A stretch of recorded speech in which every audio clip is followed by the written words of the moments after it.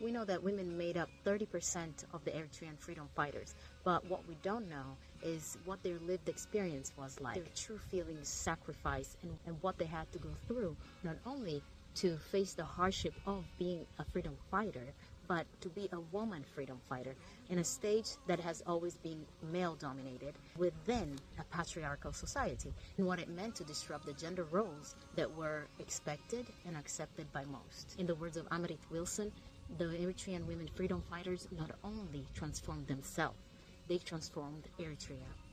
Amarit Wilson is an Indian journalist and activist who has focused all her life to highlight stories of revolutionary women throughout history. I always focused on women because nobody was writing about how women felt and what they had to say. During the Eritrean Revolution, she wrote this book called Women and the Eritrean Revolution, The Challenge Road.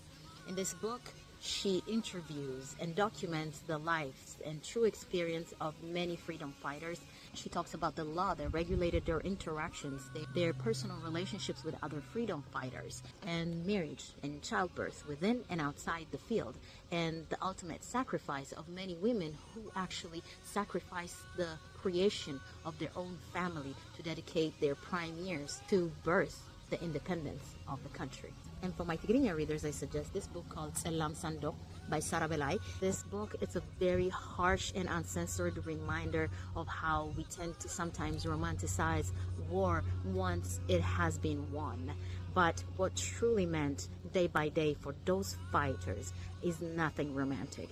It is harsh and it is not narrated enough. And this is definitely a great reminder of what our people had to go through. I will share all the links to these books.